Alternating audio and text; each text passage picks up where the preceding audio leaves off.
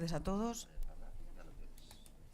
Buenas tardes. Primero, bienvenidos de nuevo al colegio a una actividad que es la presentación de un cómic que ha sido elaborado por, entre otras personas, un compañero nuestro, psicólogo forense de los Juzgados de Familia de Madrid y la asociación CEMIN. Quiero arrancar pidiéndoos primero disculpas porque ha surgido un imprevisto para ellos y tienen que marcharse, sobre todo Vicente, a las 8 de la tarde. Ya sabíamos que José Aguilar tenía que irse a las 8, pero bueno, contábamos con la presencia de Vicente, que es nuestro colegiado y de alguna manera quien queríamos que participara de forma más activa en la mesa redonda. Esta propuesta del cómic nos la llegaron la sección de Psicología Jurídica desde la coordinación, nos llegó a la Junta estábamos encantados de acoger la propuesta y de poderla realizar. Entonces, queremos ser muy puntuales para intentar por todos los medios que Vicente pueda estar al menos en el inicio de la mesa redonda. A José Aguilar le pediremos cuando haga la exposición que baje para que así puedan subir el resto de personas que están en la mesa redonda y bueno, pues una vez que se marche Vicente procederemos a dar un tiempo a los siguientes ponentes de la mesa redonda y dejaremos una pequeña franja de preguntas, pero bueno, sabiendo y siendo conscientes, aunque está aquí el presidente de CEMIN que también os podrá contestar, Gerardo, pero siendo conscientes que bueno, que para la figura de Vicente, que para nosotros era la figura relevante por su experiencia y por su recorrido dentro del cómic, pues que no va a estar.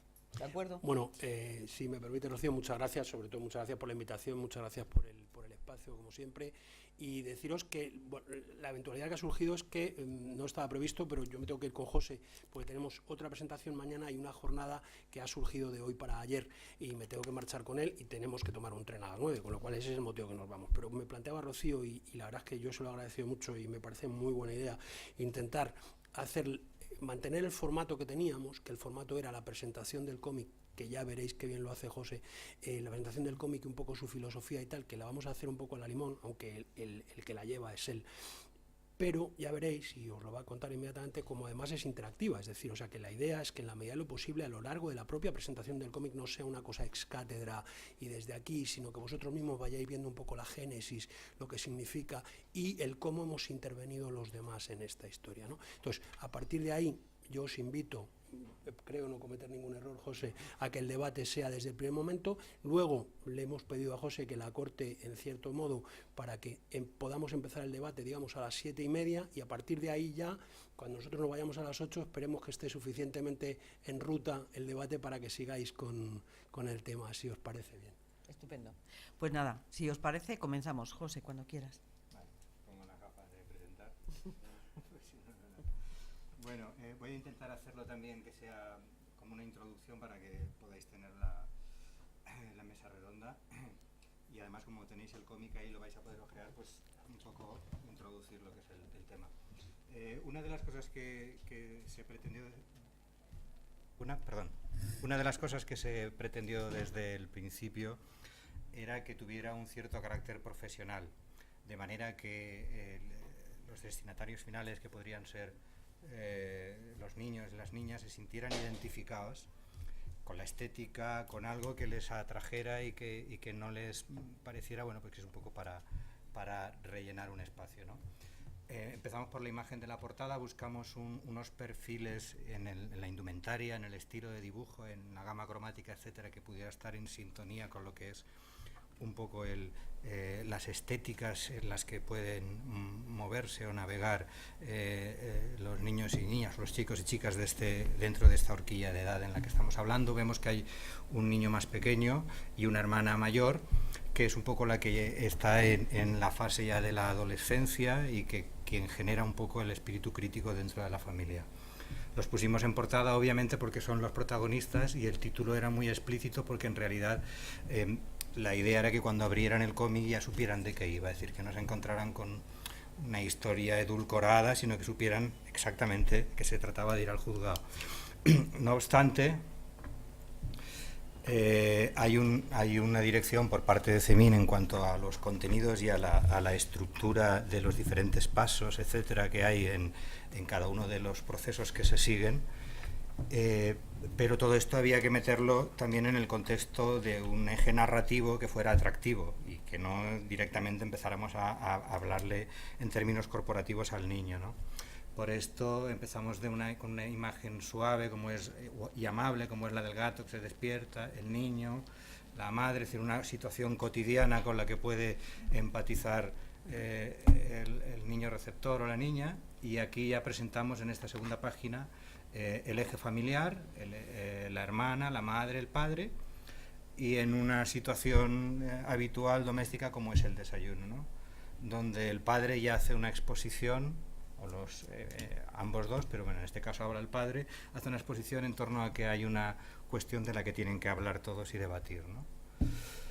Algo que de alguna manera, si no es exactamente así en las situaciones reales, sí debería de ser, ¿no? Entonces un poco también buscamos normalizar la forma en la que los niños se enfrenten a esta situación. Vemos que hay ya expone claramente que no se pueden poner de acuerdo y que por lo tanto tienen que separarse o tienen que divorciarse. Y entonces salta el perfil del personaje de la hermana mayor, adolescente, que es quien plantea batalla, ¿no?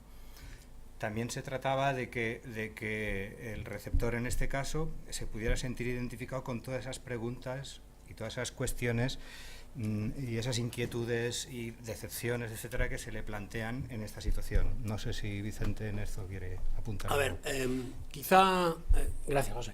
Quizás precisamente la premura de plantear las cosas y pedir disculpa por el pequeño cambio de guión ha hecho que nos hayamos saltado una cosa fundamental, y es, yo supongo que todas y todos estáis saltando un poco de qué es, pero yo creo que hay que poner un poco en contexto el por qué hacemos esto, ¿vale? CEMIN, la organización no gubernamental de la que formamos parte, bueno, las siglas son Confederación por el Mejor Interés de la Infancia.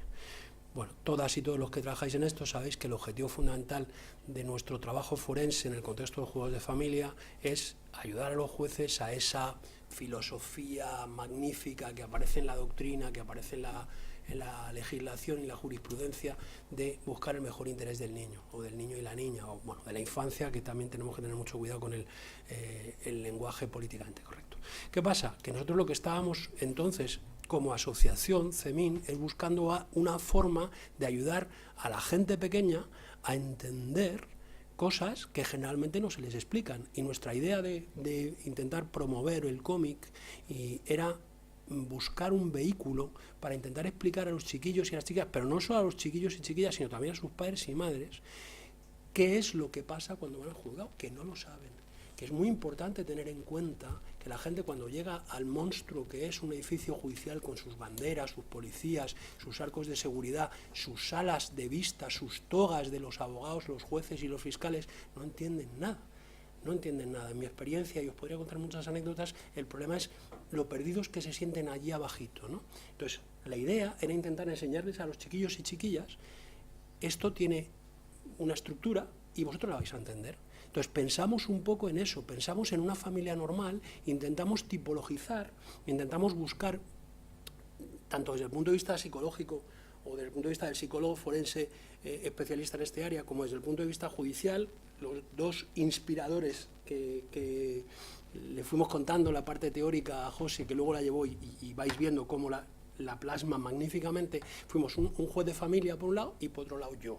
¿Y qué pensamos? Vamos a pensar en una familia tipo, pero que cumpla todos los criterios, es decir, vamos a pensar en un niño pequeño de los que no exploran los jueces, y eso las que habéis trabajado en familia lo sabéis, de esos que son demasiado pequeños y que a los jueces les dan miedo y entonces siempre nos los pasan al equipo técnico, y vamos a pensar en un adolescente que también tiene su propio punto, es decir, su propia idea. Entonces, bueno, pues la idea era, vamos a presentar una familia tipo, una familia que tiene que ir al juzgado, que está en un proceso de divorcio, y vamos en esa familia a representar dos personajes prototípicos. El niño pequeño, que no entiende absolutamente nada, y Marta, la chiquilla, la adolescente, que reacciona, como los que trabajáis en esto sabéis, reacciona con rechazo, es decir, ¿qué he hecho yo? ¿Por qué me metéis en este lío? Entonces un poco esta es la idea. ¿no? Sí, efectivamente tiene razón que por la premura no hemos planteado el sentido de esta herramienta. En realidad es una herramienta multiuso, como creo que apuntaba muy bien Vicente. Quizá el núcleo familiar, efectivamente, no solo el niño y la niña, sino el padre y la madre son receptores, pero también los profesionales que trabajan en el entorno, porque es una herramienta que sirve para hacer didáctica. El lenguaje, ya no en sí mismo el lenguaje del cómic, el lenguaje del dibujo es un lenguaje universal que entiende cualquiera, más allá de la fonética y de la semántica. Las imágenes las entiende todo el mundo y además generan de entrada una empatía, ¿no? Y eso nos ayuda mucho a que sea una herramienta asequible para todo el contexto, ¿no? Entonces pensamos, ¿cómo hacemos para que en ese entorno no pongamos encima de la mesa una herramienta que, bueno, el niño y la niña la vean como algo que no va con ellos, el padre y la madre les parezca que, bueno, vale, y que los profesionales que tienen que trabajar, pues sea una herramienta similar a otras que ya pueden tener. Esto permite interactuar. Recuerdo que en la presentación que hicimos en Málaga vinieron de Bilbao nuestros amigos de los puntos de encuentro y tal, y aquello fue muy interesante porque era uno de los lugares, uno de los puntos donde se podía interactuar con esta herramienta, ¿no?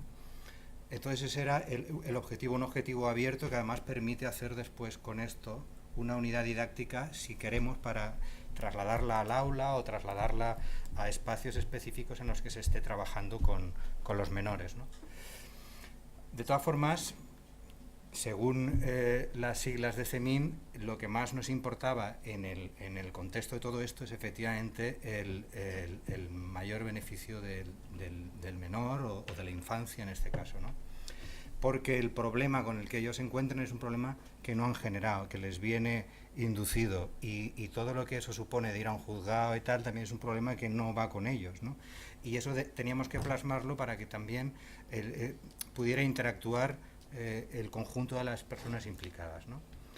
Bueno, esta página en concreto, y estábamos hablando, voy a intentar hacerlo breve, hemos querido también normalizar. Quizá hay algunas cosas que puedan parecer ideales, pero como decía hace un momento, también tiene una vocación didáctica. Vemos que hay una participación interactiva del padre y de la madre, que nadie ocupa un lugar preeminente, por ejemplo, esta viñeta que hay en la parte de abajo, la viñeta en la que él está secando los platos, y ella dice que ella también se tiene que trabajar, o sea, se tiene que ir a trabajar. Buscamos que de alguna manera trasladar una imagen de normalidad. No de idealizar, sino de educar, ¿no? La última viñeta de esta página es en la que todo el peso, por eso cambia el fondo de color en unos azules un poco eléctricos, esta imagen de la niña que se va con toda la carga de la situación que le acaban de poner encima de la mesa a sus padres, ¿no? Por contra, en la viñeta de arriba vemos el niño pequeño que lo único que sabe es poner dos interrogantes, porque claro, no entiende nada de qué puede ir el asunto. Buscamos un elemento, yo creí que era muy importante que la hija mayor tuviera como una especie de Pepito Grillo, ¿no? Pero tenía que ser un Pepito Grillo con el que una joven de su edad o un joven de su edad pudiera empatizar, es decir, alguien de su mismo entorno, una amiga. Entonces, ya lo veréis cuando lo podáis leer, ella llega, le plantea todo el problema de sus padres, que por qué le han metido en este asunto, y su amiga, no un adulto ni un profesor, sino su propia amiga, le dice, hombre, pues a lo mejor ellos tampoco lo están pasando bien, ¿no? Es decir, ese guiño creo que era más fácil que a la hora de leerlo un adolescente o un adolescente empatizara, que si es un profesor que le dice, no, porque que parece como una cosa paternalista y que no hay empatía, ¿no? Entonces ahí, a lo largo de las conversaciones, porque la situación ella la comenta con su amiga, y en esto también abundamos en esa idea, que creo que la puede apoyar muy bien Vicente, de que es necesario tener un entorno que te arrope, ¿no? Y además hay que fomentar ese entorno. Bueno, vosotros, a ver, el personaje del espejo, ¿no? El personaje de la amiga de Marta, es un personaje relevante porque en su propio lenguaje le plantea cosas que Marta está reaccionando. A ver, aquí hay gente que lo sabe tan bien como yo, pero a lo mejor hay gente que no. O sea, en este rango de edad, en esta franja de edad, los chicos y chicas reaccionan con un rechazo, porque se plantean autorresponsabilidad, se plantean autoculpabilidad, es decir, ¿qué he hecho yo mal? ¿No? ¿Por qué me cae a mí este peso encima? Por eso era tan importante esa viñeta de la página anterior, que cambia completamente, que es vertical, que es ominosa, es decir, Marta se va al instituto hecha polvo porque le acaban de decir no vamos a separar. Y se lo suelta a su amiga, a su espejo, a su Pepito Grillo. Y su Pepito Grillo le dice, pero tú no te has planteado que ellos también lo están pasando mal. Sí, reflexiona, ¿no? Es decir, nosotros lo pasamos mal, pero ellos también. ¿Por qué se divorcian? La última es brutal. No se soportan. Es decir, está poniendo en palabras las cosas que ella no había verbalizado, no había operativizado, y está poniendo en palabras con su amiga cosas que al final le están saliendo. Es decir, mis padres no se soportan. Me ha puesto la pista de despegue José, es decir, vosotros sabéis perfectamente que uno de los mejores predictores de ajuste post-ruptura en los adultos y en los chicos y chicas es el ajuste social, el nicho social, el tener un entorno social que te dé soporte. Ese soporte se lo está dando al adolescente, su entorno adolescente, que le está normalizando la situación, ¿no? Por eso era tan importante.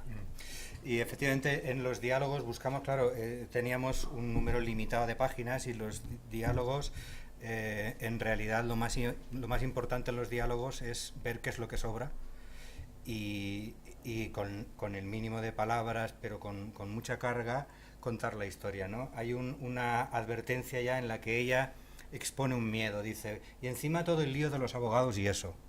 Es decir, es una de las cuestiones que seguro que, como explicaba Vicente antes, seguro que al adolescente, al niño, a la niña le preocupan, que forman parte de ese mastodonte que es el entorno judicial, en el que hay una serie de jerarquías que no entienden, y que también, contaminadas por los medios de comunicación, las películas, etcétera, pues están posicionadas en un estado de no empatía, ¿no?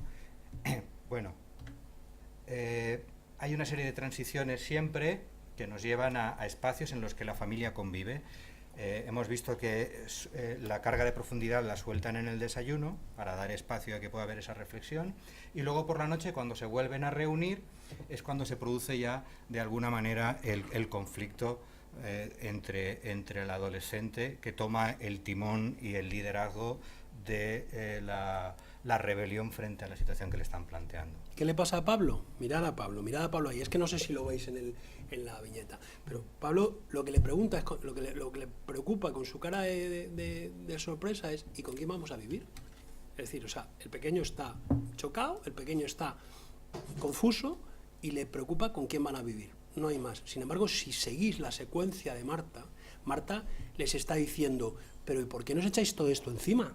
¿Pero por qué no lo arregláis vosotros? ¿Por qué tengo yo que decidir? Y encima le dicen los padres. Y además nos han dicho nuestros abogados que va a haber que pasar por el equipo psicosocial. Y entonces Marta ya reacciona y explota. ¿Pero por qué? Y encima claro, tengo que ir a hablar con unos psicólogos a contarles mi vida, ¿no? Claro, hay esa viñeta en la que está un poco como un pantocrator, y ellos están de espaldas, el padre y la madre, para darle todo el protagonismo. Es decir, ella en realidad, el temor que pone encima de la mesa, aparte de la cuestión emocional y tal, es el temor de pasar por todo ese tránsito del gabinete psicosocial, los abogados, el juez, etcétera, ¿no? Y nuestro objetivo es normalizar esto y explicarlo. ¿Cómo hacemos que la adolescente pueda ver esto de una manera normalizada? De nuevo, con el espejo, que es la amiga. Vuelve en la siguiente página, cuando ya está en el colegio, a hablar, y le vuelve a contar la misma historia. Y su amiga le dice, bueno, eso ya le pasó a mi prima, y total, tuvieron que ir, hablaron, y bueno, no pasa nada, no es nada traumático. No se lo está diciendo un adulto, se lo está diciendo alguien que además, de manera tangencial, conoce esa experiencia, ¿no? Hay una clave, si me perdonas, José, sí, que interrumpa. Hay una clave en este punto de la explicación que le da claro, la amiga cuenta que su prima ha ido, y los padres de su prima también, y tal y que cual. Y hay la segunda viñeta, la pequeña, la que está arriba a la derecha, donde está Marta hecha polvo, que se le ve claramente que está hecha polvo, dice, ya, pero hay que contestar a todo y ellos estarán delante. Esta es la parte pedagógica, esta es la parte explicativa del cómic, esta es la parte en la que estamos contando cosas que la gente realmente se pregunta. Y entonces le dice su amiga, No, os entrevistan a cada uno por separado. Esa es una clave informativa, es decir, estamos dando una información que los que trabajáis en esto o habéis pasado por esto lo sabéis. Es decir, y cómo va a ser, y cuál es el proceso, y qué va a haber. Y entonces su amiga le tranquiliza. O sea, la preocupación es, voy a tener que soltar lo que sea delante de mis padres, y la amiga le dice, no, si te van a ver a ti sola, no te preocupes. Claro, y luego cerramos al final en el que, bueno, ella le pregunta que por qué está como medio llorando, y le dice, es que soy muy afortunada de tener una amiga como tú, ¿no? Es decir, queremos reforzar esa idea de la necesidad de trasladar a un entorno amable o a un entorno cómplice la situación, ¿no? El paso siguiente, ella sale fortalecida de esa reunión con su amiga y entonces se convierte en prescriptora de ese mismo mensaje de tranquilidad que le ha trasladado la amiga, y se convierte en prescriptora de ese mensaje con su hermano pequeño. Entonces se encuentra en esa primera viñeta grande, vemos que el hermano está subido en una especie de estas curvas que hay en los parques infantiles, aislado, esa es la idea, por eso está aislado del resto, y ella ya llega con vemos los pajaritos, las nubes, llega con un talante completamente distinto al de las viñetas anteriores, donde había cargado los colores en violetas, en morados, un poco plomizos. Aquí llega en un entorno afable, como diciendo, tranquilo, que ya he averiguado que esto no es tan grave como nos parecía. Y ella se convierte en la prescriptora de la tranquilidad de su hermano. Y el hermano le vuelve a preguntar la misma duda que ella tenía. Dice, sí, pero es que yo no quiero decir algo y que después ellos, refiriéndose a los padres, se enfaden conmigo. Y entonces ella dice, seguro que nos harán preguntas a cada uno por separado, no te preocupes, yo tampoco quiero que se enfaden, todo irá bien. Y le dice, sabes, te quiero mucho, ¿no? Ellos que quizá no lo hemos visto un poco por las prisas al principio, hay esa situación de conflicto entre el hermano pequeño y la hermana mayor, que un poco el hecho doméstico de ese encuentro que suele haber entre hermanos, ¿no? Y aquí esa última viñeta cierra la idea de que ambos dos se unen en esa situación de vamos a afrontar esto juntos. Por un lado la amiga y por otro lado ella se ha convertido en prescriptora de esta situación con su hermano. Es decir, es un poco la misma idea, ¿no? Los dos necesitan un Pepito Grillo. Marta necesita a alguien que le explique desde fuera, pero en su lenguaje, alguien accesible a ella y tal, que le ponga tranquilidad a la cosa. Ella no va a aceptar la explicación de sus padres, o no va a aceptar la explicación de un profe, como decía José antes, o de un abogado. Es su amiga la que le pone en realidad y la que le tranquiliza y la que le explica, vas a hablar a solas con el equipo y tú no te preocupes. Y el niño, que a mí me parece que está muy bien contado, de verdad que yo a José le agradezco muchísimo cómo ha captado las ideas. Yo creo que está muy bien contado cómo el niño en un primer momento está chocado, en un primer momento está simplemente sorprendido. O sea, no, las primeras imágenes de Pablo son imágenes de ¿y con quién voy a vivir? Pero en la medida que va pasando el tiempo, claro, sus procesos cognitivos son diferentes, es decir, sus atribuciones, sus comprensiones de la situación, lógicamente son distintas a la de la hermana. Entonces él, en la medida que va pasando el tiempo, se va enterando más. Es decir, oye, que ahora esto viene, está triste. Sabéis que una de las cosas que les preguntamos a los niños, que los instrumentos ad hoc preguntan cómo ven tus amigos, qué les cuentas a tus amigos. El niño está aislado, está en ese momento inicial de no lo acepto, me lo estoy tragando, entonces me quedo solito mientras los demás están jugando. Entonces, a él, su hermana, se le convierte en ese elemento de puesta en realidad, es decir, su hermana es la que le tranquiliza como a ella le han tranquilizado. Y su hermana luego es ese juego que también está y que las prisas no nos permiten, de lo implícito, de las peleas, de la arguirucha, de nano, tal, no sé qué, que al final se van de la mano y la hermana le tranquiliza a él y él se va más contento porque su hermana le ha dicho, no te preocupes, que nos van a preguntar a solas, yo tampoco quiero que papá y mamá se enfaden y vamos a hablar solos con quien sea, ¿no? Esta cronología de todo el proceso tiene también una vocación didáctica, porque es los pasos que entendemos o queremos trasladarle a los menores que van a tener que seguir. Entonces el siguiente paso ya es ir al psicólogo o al gabinete, ¿no? Pero previamente hemos visto que hay una serie de recursos que hemos puesto encima de la mesa, como lo del espejo que estábamos comentando, lo del hermano, el compartir, una serie de recursos. Y cuando llegamos a la siguiente página, a nivel narrativo, esta página me gustó mucho hacerla. La primera viñeta grande es todo el núcleo familiar, ahí están todos implicados, y eso tiene que quedar claro que no es una cuestión de que ellos van a ir solos, aunque luego era difícil porque teníamos poco espacio para contar. Yo sé que esto requiere muchísimo más proceso y tal, ¿no?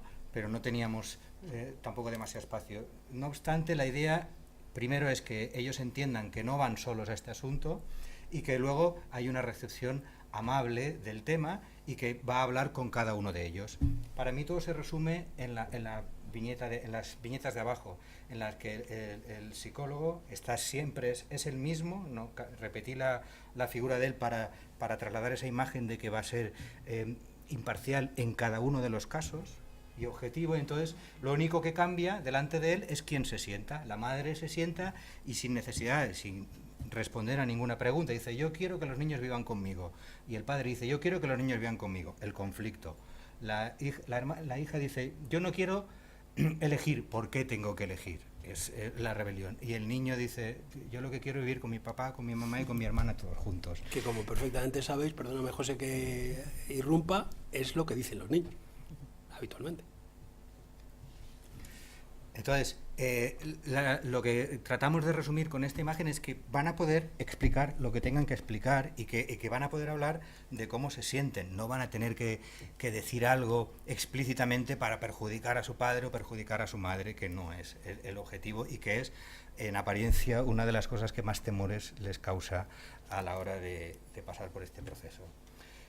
Esta página también resume un poco lo de la viñeta primera anterior. Todo el núcleo familiar está implicado. Vemos esa viñeta gigantesca del edificio y luego cómo afronta cada uno de ellos en la cama, busqué esa situación, lo que están pensando en cada caso, ¿no? Y las lecturas sobre las que, porque también quería reflejar cómo el entorno mediático, toda la información, internet, etcétera, influye en cómo se posicionan los diferentes perfiles. Y luego la única que tiene una interacción fuera de sí misma es la adolescente, que habla. Aquí busqué la imagen de los WhatsApps y tal, porque es un lenguaje que también les iba a resultar afín. Habla con su amiga, decirle: mañana ya tenemos que ir a jugar. Dice: tranquila, no te preocupes, todo va a ir bien, ¿no? Que además a mí, personalmente, como una persona que llevo muchos años en esta película, pero que también estoy en la vida cotidiana, cuando yo vi el boceto de esta página, sí me gustó especialmente, porque refleja muchas cosas en una sola mancha, ¿no? Refleja muchísimas cosas. Refleja las diferencias individuales. No os quedéis con el tópico, pero sí que es un poco, la señora lee, las mujeres leen más que los hombres, eso es lo que dicen las encuestas, ¿no? La señora lee y tiene sobre la mesilla un manual sobre la ruptura de pareja, y tiene un periódico que dice cómo afecta la ruptura a los hijos. La mujer está preocupando y está preguntándose tal, y en su manejo de las herramientas las tiene. Él, en cambio, en lugar de escuchar el larguero o algo así, pero tiene la radio, y en la radio está escuchando, a lo mejor es que como está tan preocupado por esto no escucha el larguero, si no, sí lo escucharía, y en la radio está escuchando un programa de debate donde se está hablando de la custodia compartida. Introducimos otro elemento, introducimos la custodia compartida que está ganando fuerza, etcétera, etcétera, etcétera, ¿no? El niño está triste, el niño es pequeño, está agarrado a su mascota y está triste, y la niña está haciendo lo que hacen los adolescentes, está hablando por WhatsApp con su amiga y le dice cuál es su siguiente miedo. Su siguiente miedo es que además tengo que hablar con el juez, cosa que es verdad. Es decir, hemos intentado resumirlo todo. O sea, a lo mejor hay veces en que si es muy pequeño le ve solo el equipo y no le ve el juez, o al revés, pero en este caso hemos intentado resumir todo. También el juez es una figura muy importante y ahora viene. Entonces, la niña tiene miedo de que tiene que hablar con el juez. No te preocupes, que también vas a hablar a solas con ella. Siempre para abrir cada una de las situaciones intento buscar una viñeta que resuma la introducción, que actúe un poco como introducción, ¿no? En este caso es esa viñeta de juzgado de familia como un embudo gigantesco en perspectiva a donde tienen que llegar, ¿no? Cada uno de ellos saluda a sus abogados y les explican que los niños van a tener que entrar y hablar por separado con la jueza en este caso, ¿no? Bueno, cada uno de ellos expone su situación. Ella trata de tranquilizarles y de buscar les explica que bueno, que sus padres en realidad pues no se entienden, pero que les quieren, etcétera.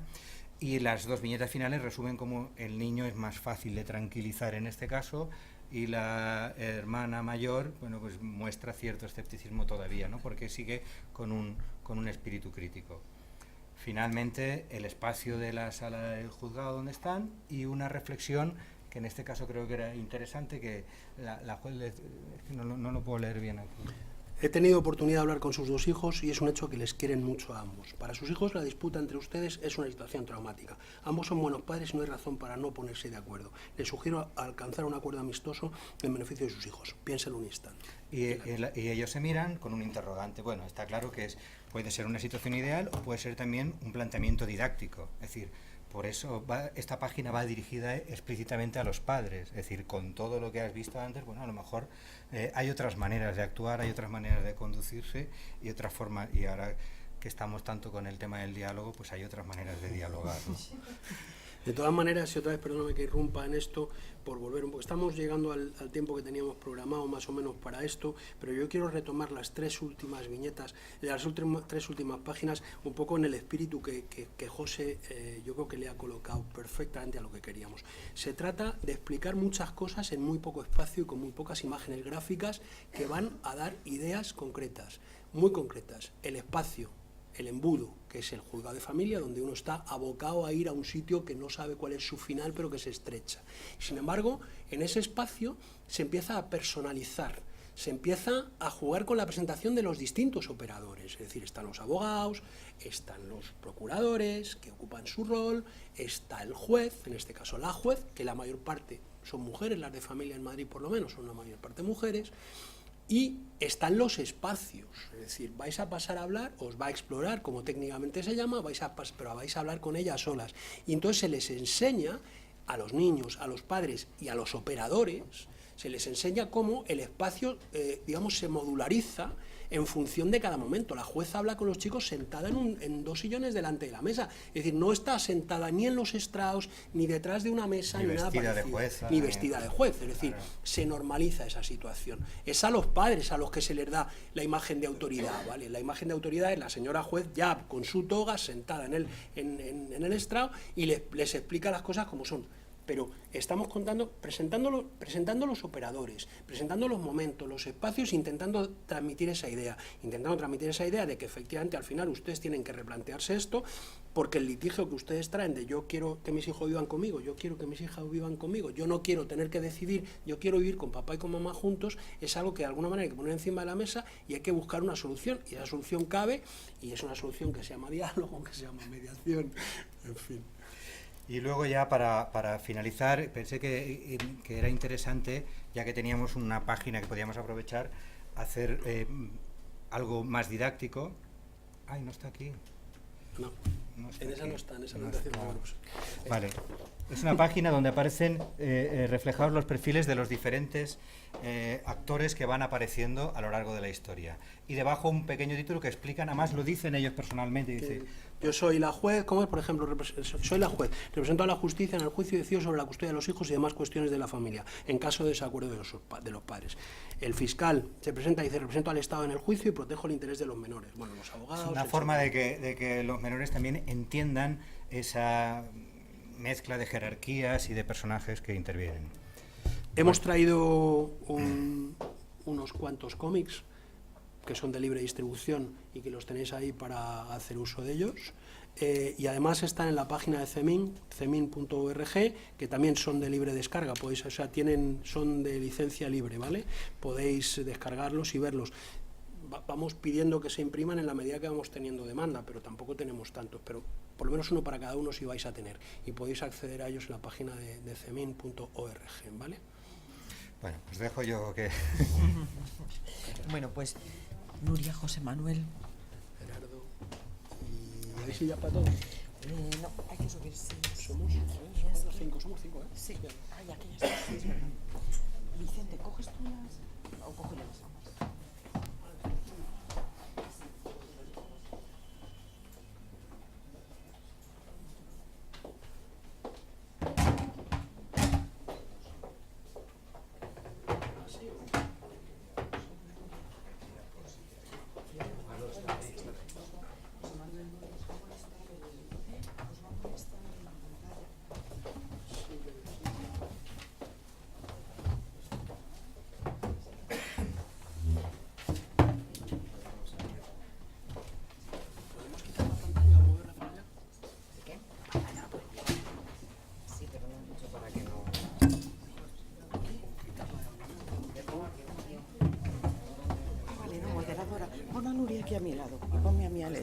Sí.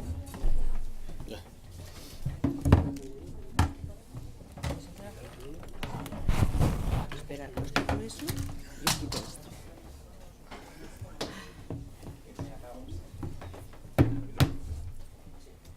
Bueno, pues si os parece, ya que nos hemos recolocado otra vez, os hago una pequeña presentación, ¿vale? Dando primero la palabra de 5 minutos a Vicente, para que él arranque como lo desea, aunque haya hecho ya la exposición del cómic. A continuación le damos la palabra a Nuria. Nuria Mateos es la vocal de Psicología Jurídica de la Junta de Gobierno. A continuación le damos la palabra a Gerardo Gutiérrez, para darte a ti... ¿Sí? Gerardo Rodríguez. Ay, Rodríguez, perdona. Presidente de CEMIN, también para que aborde durante 5 o 10 minutos la exposición que él quiera sobre el tema. Y por último, José Manuel Muñoz Vicente, que es el coordinador de la sección de Jurídica del Colegio de Psicólogos. Bueno, pues, cuando quieras, Vicente. Yo necesito un micro no para vosotros, sino para la grabación, supongo, porque si no, no hay nada que rascar. A ver, como ya hemos hecho la presentación, y yo creo que ya está todo más o menos visto, la idea es estructurarlo. CEMIN es una organización en la que estamos gente de distintos orígenes y procedencias. Hay jueces, hay fiscales, hay muchos abogados, psicólogos de la Administración de Justicia, psicólogos que ejercen también la psicología forense en el ámbito privado, todos personas que tenemos que ver con esto y que tenemos un interés común en la protección del interés de los niños y niñas, sobre todo los que están inmersos en este tipo de procesos, ¿no? Es decir, en general, pues una organización de carácter general, pero de protección de la infancia en términos generales, pero básicamente digamos que estamos enfocando nuestro trabajo en la búsqueda de soluciones o de procesos de prevención de las complicaciones o las dificultades que tienen los chiquillos y chiquillas en este tipo de procedimientos judiciales en los que se ven inmersos, ¿no? El tema de la evaluación forense, el tema de su paso por los juzgados es una cosa que nos preocupa muchísimo, pero hay otras muchas cosas que nos preocupan y que en línea de eso quería aprovechar, ya que hemos hecho la presentación del cómic, que están relacionadas con ella. Nos preocupa el tema de los modelos de custodia y la evaluación forense de los modelos de custodia, pero también la promoción de modelos lo más igualitarios y equitativos posibles de las responsabilidades parentales, ¿no? Nos preocupa la igualdad, y si os habéis dado cuenta en el cómic, y José lo ha reflejado muy bien, lo que no sé si habéis entendido, yo sí he entendido perfectamente cuando decía en las primeras páginas cómo intentaba equilibrar los roles, pero estábamos ha intentado equilibrar los roles profesionales, personales y de obligaciones domésticas, es decir, aquí somos todos iguales, padres, madres, hijos, hijas, y todos tenemos las mismas obligaciones. Nos preocupa intentar buscar soluciones al conflicto de maneras lo menos contenciosas posibles, por eso estamos por la mediación y por la búsqueda de soluciones consensuadas. Estamos por la búsqueda hablaba con José, mi muy querido amigo José, ayer, por otra cosa, y surgió ese concepto tan en boga de la justicia terapéutica, ¿no? Y estamos planteándonos eso, es decir, estamos planteándonos, por ejemplo, y mañana en la jornada a la que nos vamos a presentar el cómic y más cosas, pues vamos a hablar de la emergente figura del coordinador de parentalidad en este tipo de procedimientos. Y hablando con José de esto y hablando con José de la justicia terapéutica y tal, me acordé, y se lo dije, no sé si te lo has llegado a leer, que hace 30 años, 1987, en el volumen número 30 de los papeles del psicólogo, los que lo encontramos, me puse a buscarlo, cuando hablábamos de justicia terapéutica, me acordé que habíamos escrito, una señora que yo quiero mucho, que está en esta sala, y yo, habíamos escrito una cosa que se titulaba Juzgados de familia, : psicología jurídica o justicia psicológica. Y eso está publicado y está colgado en los papeles del psicólogo y aparece. O sea, vosotros buscáis de Luis e Ibáñez psicología jurídica o justicia psicológica y aparece. Hace 30 años que empezamos a hablar de estas cosas, y cuando nosotros pensamos, cuando Pilar y yo y algunos compañeros y compañeras más empezamos gestamos esta historia de la psicología forense en general y en particular en el ámbito del derecho de familia, habíamos pensado en muchas más cosas que han ido evolucionando con el tiempo. Pero entre otras cosas, lo que hacíamos la gente de los equipos al principio, que hacíamos de todo, que valíamos lo mismo para un roto que para un descosido, como decía mi madre, y éramos todoterrenos, como decía el ministerio, hacíamos de todo. Y hacíamos supervisiones y hacíamos, bueno, todo eso me daría para hablar muchas horas y como no me quiero enrollar más, termino aquí.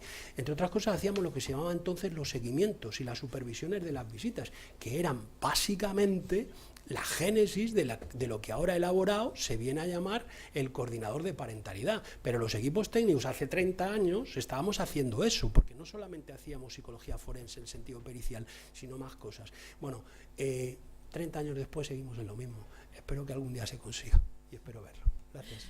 Gracias al colegio por la invitación y gracias por todo, ¿vale? Gracias, Vicente. Yo os quería comentar, porque antes no he hecho el comentario, y la Asociación de Psicólogos Forenses de la Administración de Justicia realizamos unas jornadas todos los años. Este año, en concreto, mi jornada fue muy precipitada, lo recordáis, por problemas familiares, de salud familiar, yo no pude prácticamente estar. Pero sí recuerdo que Vicente me dijo, Rocío, tengo que pasarte el cómic que hemos elaborado, que le eches un vistazo. Y como yo me marchaba ya, que le dije, me tengo que ir, Vicente. Vale, ya te lo paso. Y antes incluso de que tú me lo pasaras, ya vino a través de la sección de jurídica, oye, vamos a hacer la presentación del cómic. Pero que sepas, Vicente, que yo ya lo tenía en mente desde Murcia, ¿eh? Sí, que sí, sé no, que si me no lo me cabe dijiste. la menor duda. Además, que sé que me lo fenomenal. dijiste. Bueno, ahora me decía Nuria, por deferencia, como ya está en la casa, igual que José Manuel, que le diéramos paso a la palabra a Gerardo. ¿No te importa, José Manuel? Pasamos. Pues Gerardo Rodríguez, cuando quieras. Bueno, pues nada, yo reiterar el agradecimiento a la invitación del colegio. Nosotros en origen éramos CEPEF, que era la Confederación Española de Puntos de Encuentro Familiar, que agrupábamos unos 70 puntos de encuentro de toda España. Desde un proceso de reflexión interno, en el que también participó Vicente, pues echábamos en falta que en este país existiera un órgano de coordinación de todos los profesionales y entidades que trabajamos alrededor de los niños y niñas y adolescentes que se ven inmersos en los conflictos de familias en crisis. Entonces, bueno, pues le dimos vuelta y acabó creándose CEMIN. Entonces se incorporaron desde la Judicatura, desde la Fiscalía, los equipos psicosociales, los centros de atención familiar, incluso familias acogedoras, de todos los, mediación, por supuesto. Y bueno, pues este es un poco el norte que nos inspira. Bajo criterios siempre intentamos de innovación, por eso incidimos en el coordinador parental. Empezamos haciendo un cómic para los puntos de encuentro, que es de nuestros orígenes, que funcionó muy bien, que funciona, no sabemos muy bien por qué, en Andalucía especialmente. Eso va dirigido a los niños y niñas de 5 a 10 años, y pasaba lo mismo, un niño o una niña que le dicen que tiene que ir a un punto de encuentro a ver a su papá o su mamá, pues iba con una ansiedad tremenda, y ahí les explicas que no es un sitio donde tengan que ir a sufrir. Esto mismo surgió cada uno. Yo soy profesional del derecho y bueno, pues esta misma mañana he tenido una vista del juzgado 25 donde un niño de 12 años tenía que ir a exploración judicial, y me consta que tenían presión por parte de los dos progenitores, y la carita del niño, que lo habéis visto todos los que trabajáis en ese sector, era un poema. O sea, el niño tenía una presión tremenda. El niño en este caso manifestó que quería vivir, además la magistrada los puso así, que claramente quería vivir. La madre en este caso luchaba por la custodia exclusiva y el niño y el padre por la compartida, y el niño quería vivir con los dos, que lo que has comentado tú antes, quería que los padres vivieran juntos, pero si no era posible, pues que entonces no quería, además así lo transmitió la juez, ni un segundo de su padre ni un segundo de su madre. Y entonces, bueno, estaba tan a punto de llorar y tan tenso que le dijo, tú tranquilo, que sí, si tú es lo que quieres, nosotros lo vamos a atender, no te preocupes. Y el niño, cuando salió con una cara sonriente, Por supuesto, la magistrada del 25 le recibe en su despacho sin toga, que esto es puede ser objeto de debate. Habéis comentado, tanto José como tú, que tiene un efecto didáctico para los niños y las niñas y adolescentes, y tiene un efecto didáctico también para los padres, sí. Pero es que yo voy a más, puede tener, o debería tener, un efecto didáctico también para los jueces, porque, ¿verdad, Isabel? Esto lo vemos y lo hemos comentado alguna vez, cómo ante yo cada vez que lo recuerdo, es decir, que en principio hay jueces que no son de familia, que hacen esa exploración con la toga y en la misma sala, sí, después de decir que los profesionales, procuradores, abogados y padres salgan fuera. Pero claro, no es lo mismo en tu despacho, sin toga, ¿verdad?, que con una toga y tú, la jueza aquí arriba y el niño abajo. O aquí también es muy sutil la jueza, o que directamente entre en preguntar: ¿tú con quién quieres vivir? ¿No? Y incluso he llegado a ver en 2 ocasiones que esa exploración hacerla en presencia de profesionales y en presencia de los padres. Yo, recuerdo una en la que un chaval que tenía 14 años lloraba. Yo le insistía a la magistrada que me parecía una barbaridad y que deberíamos salir todos. Usted se calla y esto se hace como digo yo. Es decir, que puede tener un efecto didáctico en general para la sociedad, para que entiendan. Y también comparto más modestamente, porque yo no tengo la experiencia, por supuesto, que tiene Vicente, pero también comparto el desconocimiento con el que te vienen al despacho los padres. Yo, desde luego, niños, cuando son mayores de edad, vale, pero mientras tanto yo nunca recibo, es una máxima, por supuesto, que creo que debe seguir todo profesional del derecho, que no recibir a niños en tu despacho. Eso tiene que hablar con sus padres, no con profesionales. Pero no saben, o sea, vienen angustiados. Pero mi hijo tiene que ir a exploración. ¿Qué es esto de exploración? Tiene que ver el juez. Yo firmo lo que sea, pero quiero que no pase por ahí. Entonces les explicas que el problema no está en ir a ver un juez. El problema está en que tú, como padre, o tú, como madre, le metas presión a ese niño. Y si los dos estáis metiendo presión, estáis triturando a ese niño. Pero no que vayan a ver. Y no digo nada porque todavía entiendo el respeto que eso les puede generar. Pero cuando van a un equipo, dices: pues no pasa nada. Pues en un equipo, tu hijo no va todos los años a hacer una revisión con el psicólogo del colegio para evaluarle de esto. Pues esto es lo mismo, si es que son profesionales, saben cómo tratar. Ahora, si tú le metes la presión de que si dice determinadas cosas tú te vas a enfadar, etcétera, etcétera, entonces ese niño o esa niña irá mal. O, perdóname, Gerardo, o que depende de lo que tú digas, así va a pasar. Así vas a vivir con uno o con otro, o así va a salir uno de casa con el otro. Efectivamente, o no te voy a volver, ya no te voy a querer nunca más, ¿no? O no te voy a querer volver a ver. No. Entonces, bueno, yo ya para terminar quiero agradecer. Aquí han participado, os aseguro, un montón de profesionales de distintos campos, desde el trabajo social, la psicología, el mundo del derecho también, la judicatura. Pero bueno, quiero especialmente dar las gracias a José Aguilar, porque ha hecho un trabajo ímprobo. Además es que es una maravilla verlo creativo, cómo se ha impregnado de una cosa que él no conoce directamente, pero parece que la conoce mejor que nadie al final. Entonces el juez de familia de Gijón, Ángel Campo, que ahora está de magistrado de la audiencia provincial, y por supuesto a Vicente, que bueno, ha trabajado un montón, ha aportado un montonazo. Desde luego sin él no sería posible este cómic. Y por supuesto a nivel institucional al Ministerio de Sanidad, Política Social e Igualdad, es por el que podemos tener esto, que es quien lo financia. Así que nada, muchas gracias a todos. Muchas gracias. José Manuel. Sí. A ver si llega el cable. Ay. Sí, tira del que llega. Bueno, pues nada, buenas tardes. En primer lugar, felicitar a CEMIN por la iniciativa y, por supuesto, a mi colega Vicente Ibáñez por la aportación del psicólogo forense en el cómic, que yo creo que es clara, ¿no?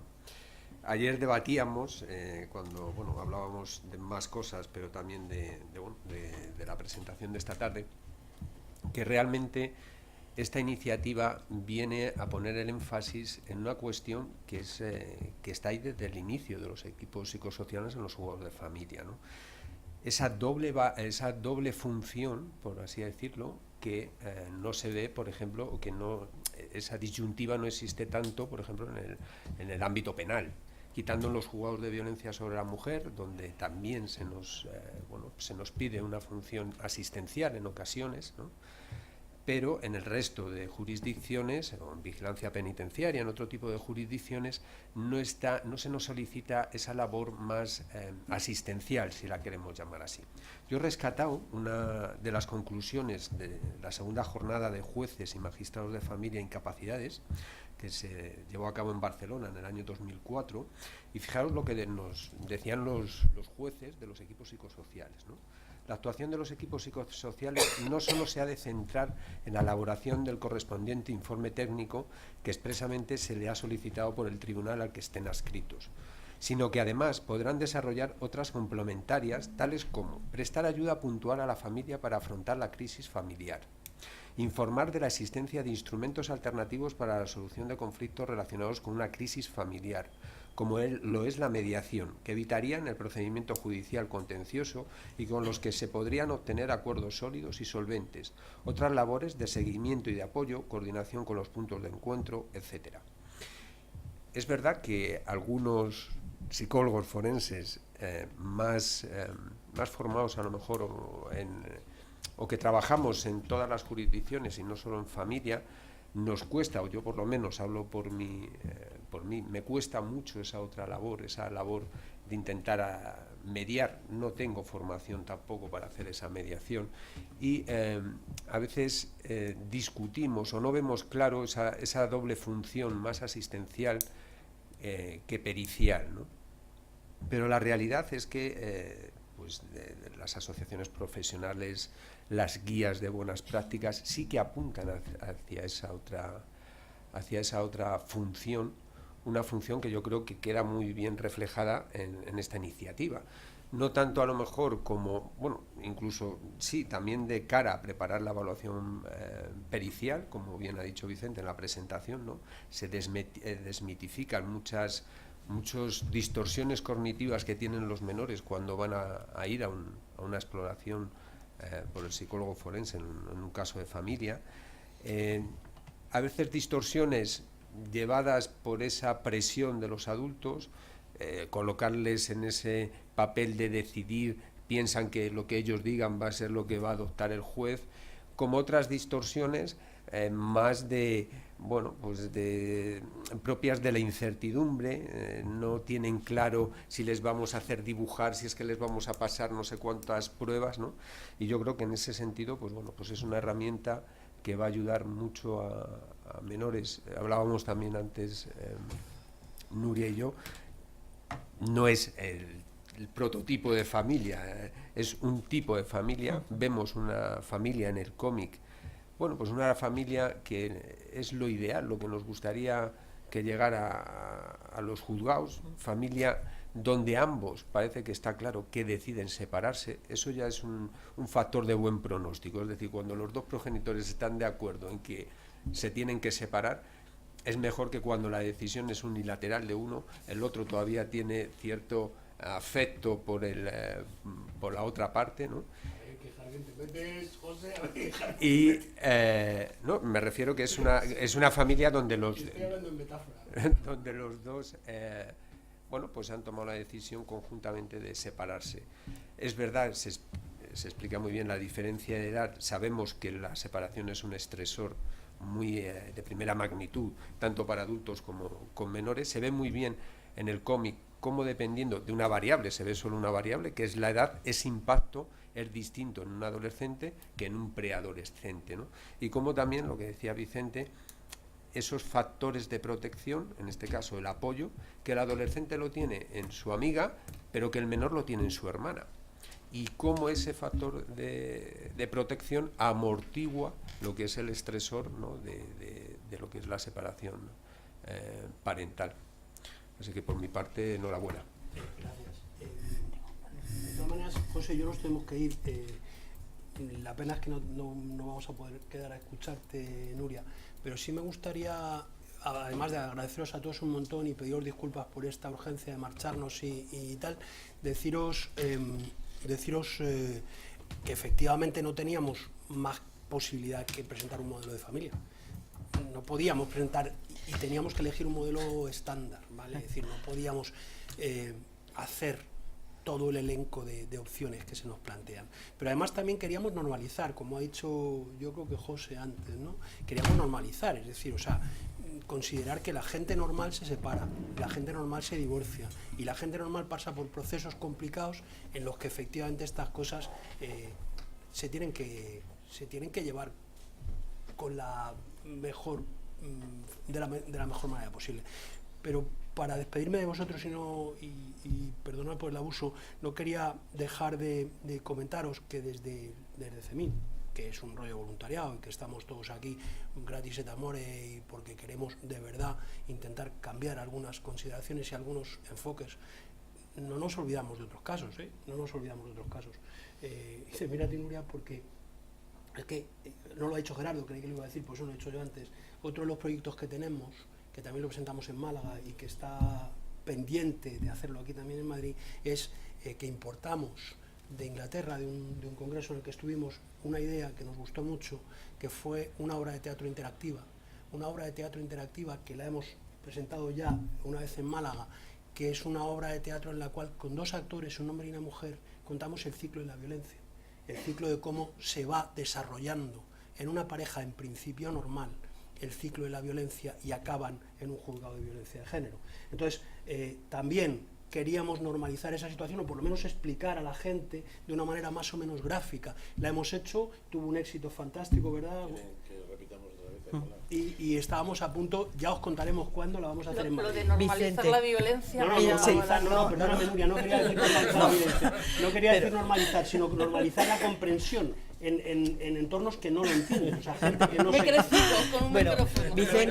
Vicente, antes de marcharte, agradecerte la estación que os tengáis que ir y lamento que se tengan que marchar. Dos puntualizaciones por mi parte. Una, comentar, apoyando lo que ha dicho José Manuel, que efectivamente es una familia ideal y ojalá esa idealización nos llegara, pero la realidad es que cuando están en el contencioso no van juntos a llevar los niños, sino que lo normal es que haya que separarlos porque no van juntos. Pero bueno, no está de más que aparezca y que esté. Lo que me llama la atención es que a lo mejor los niños no lo interpretan porque dicen, mi caso es diferente, ¿me entendéis? Ese es el miedo que a mí me da, que el niño cuando vea, no, pues mi papá y mi mamá no me acompañan, dice, yo no estoy en este grupo. Pero bueno, eso era una matización. Y luego otra, a lo que ha comentado José Manuel con respecto a lo de la mediación y lo de la mediación intrafamiliar, que efectivamente desde 1987 está todo este tema en boga, desde el colegio, cuando se hicieron las guías de buenas prácticas de familia, hablando de forma muy somera sobre el tema de la importancia de resolver los conflictos y de la mediación, decíamos expresamente que de alguna manera sería interesante que la mediación saliera del ámbito judicial, en el sentido de ámbito judicial mucho más puro a la hora de la evaluación y mediación a través de otros profesionales pero bueno, era como una propuesta, como puede haber otras, pero me refiero que comentaros que desde las guías de aquí del colegio lo que se apoyaba más era mediación fuera y evaluación forense puramente dentro.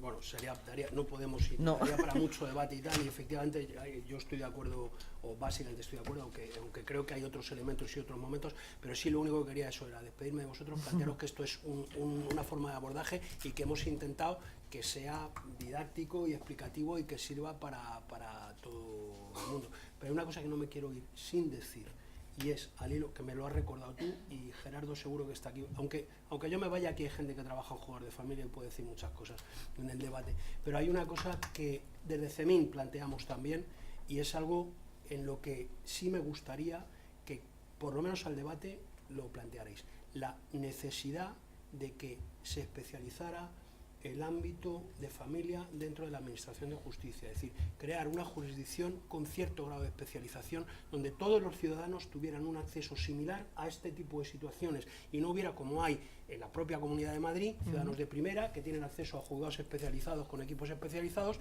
ciudadanos de segunda que tienen acceso a juzgados generales mixtos, sin equipos especializados, pero con equipos, y ciudadanos de tercera y de cuarta que viven en los pueblos pequeños, que tienen que ir al juzgado de Navalcarnero, que no tiene ni equipo, ni juez especializado, ni nada parecido. Llevamos desde CEMIN, es otra de las líneas de planteamiento de la especialización en el ámbito del derecho de familia, que se podría hacer con mucha facilidad, haciendo algo similar, por ejemplo, al ámbito de los menores infractores. También se podría especializar así. Que muchísimas gracias, chicos, Vicente. nos tenemos que ir, Gracias. que nos vamos. Bueno, pues a continuación, en cuanto ya nos dejen... Hasta luego, José. Hasta luego. A continuación, Nuria Mateos, vocal de Jurídica de la Junta de Gobierno. Buenas tardes a todas. Pablo, creo que eres el único chico, con lo cual pues voy a decir todas. Gracias por estar aquí. Gracias por venir, ¿vale? Y yo quería hablar ya no solamente como vocal de Jurídica, sino voy a hablar como psicóloga de los juzgados de violencia.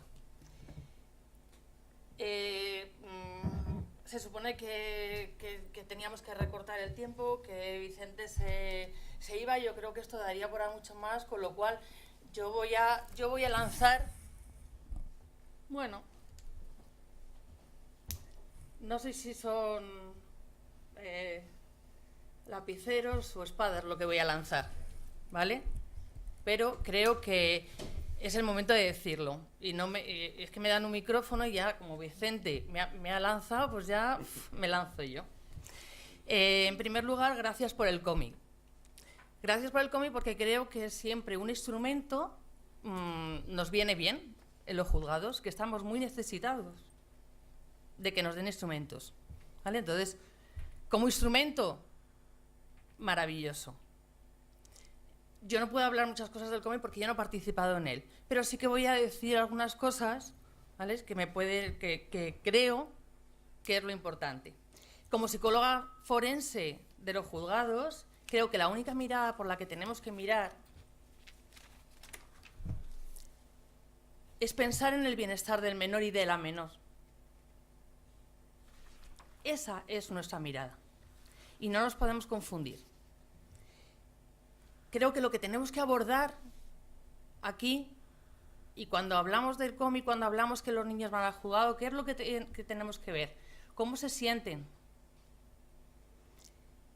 ¿Cómo les hago yo sentir cuando voy a hacer esa exploración?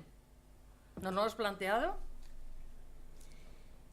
Cuando los psicólogos y las psicólogas forenses hablamos y nos piden, no tenemos que meternos en temas que están, temas políticos. Hablamos del bienestar del menor, no de los intereses del menor. La palabra intereses yo creo que no es un vocabulario nuestro, de la psicología. A mí me suena a economía, a abogados, ¿no? Pero hablamos de bienestar, no de intereses. Ha salido el tema de la custodia compartida y no me voy a meter, simplemente que la custodia compartida impuesta en ningún caso es una contribución a la igualdad de oportunidades entre hombres y mujeres. ¿O no? Yo digo que eso es de algunas de las cosas que voy a hablar. No voy a hablar de todo lo que está puesto ahí porque ahí lo tenéis, pero lo que está clarísimo que los problemas en la convivencia y de los juzgados de violencia, ya digo, que no tienen nada que ver, que la situación idílica que se vive en el cómic no creo que solamente sea idílica en los juzgados de violencia, que desde luego es impensable esa situación, pero en los de familia también creo que es idílica. Esas familias no sé si llegan a ir al juzgado, ¿no? Los riesgos para los menores y para las menores que hay durante la relación, ¿vale?, se van a extender después en la separación. Porque esos menores y esas menores van a ser donde se van a tener ese espacio de rabia y muchas veces de venganza de padres y madres. Los menores no comprenden en muchas ocasiones qué es lo que está pasando, pero sí que perciben y sienten la tensión. Cuando una pareja, cuando un marido o una mujer piensan que el otro es de su propiedad, ¿vamos a pensar que los niños tienen derechos y las niñas? Ninguno. Dependiendo de la edad, van a pasar más tiempo con los progenitores. Y no van a tener esos espacios de los que estábamos hablando. Por eso es distinto una separación a una edad que a otra. ¿Vale? Por eso es distinto la adolescencia que el niño del cómic.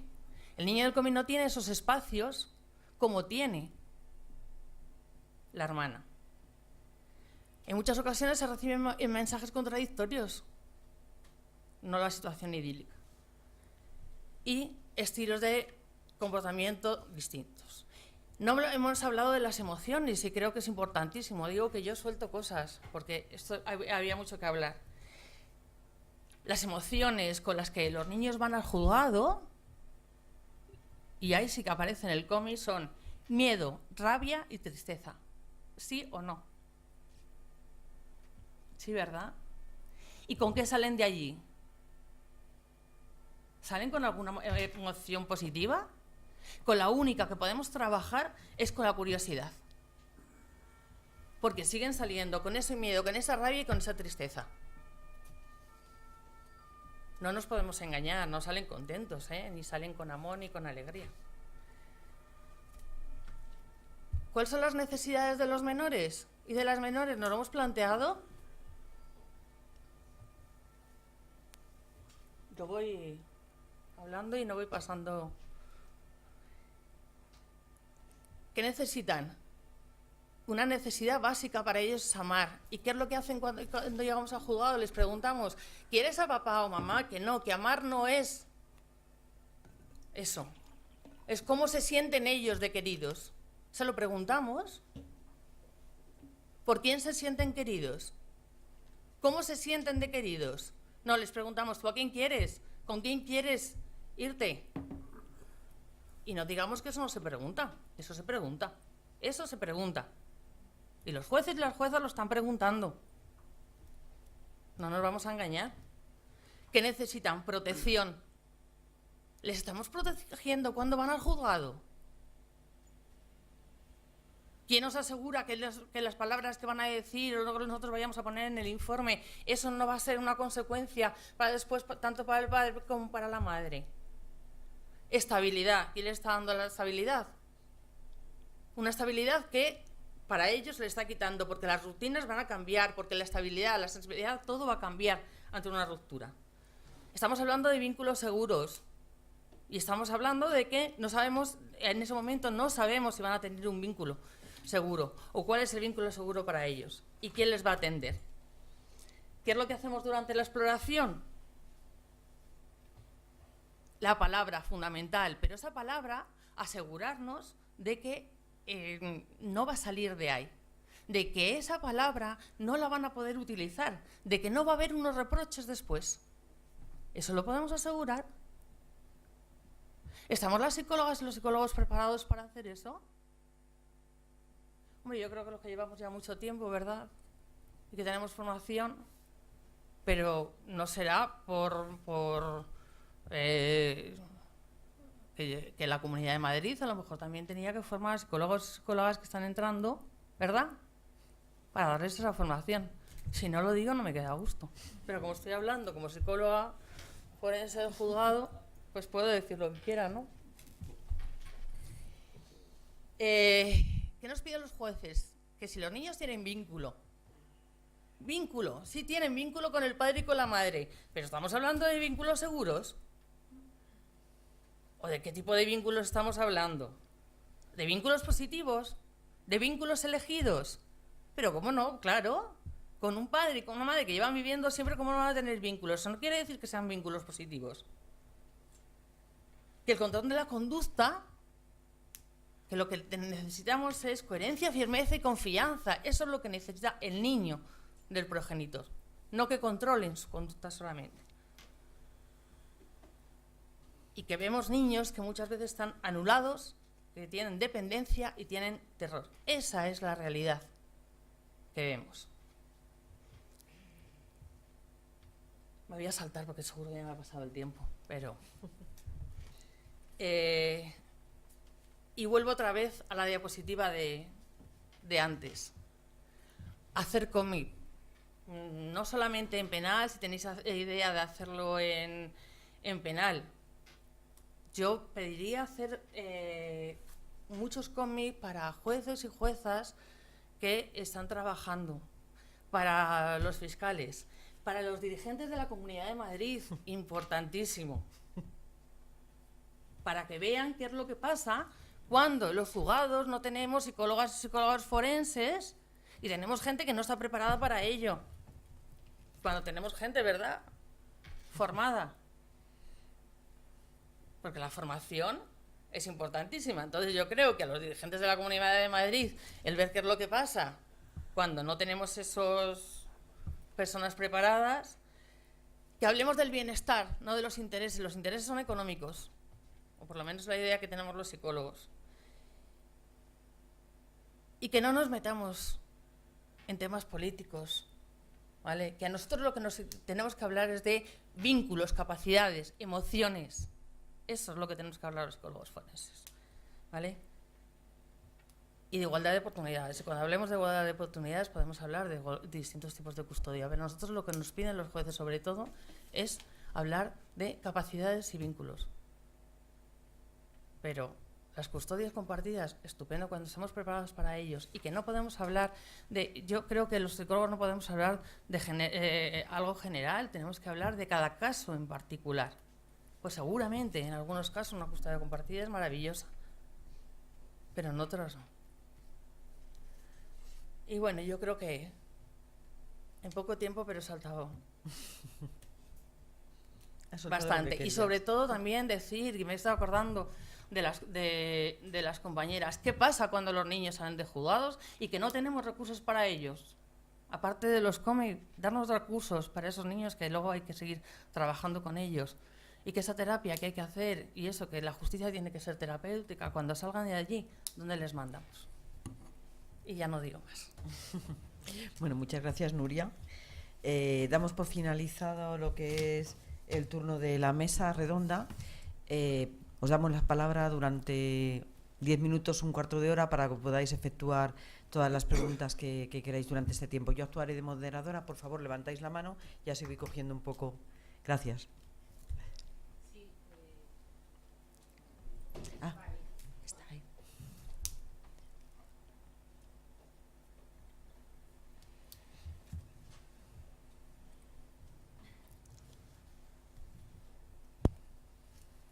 Gracias.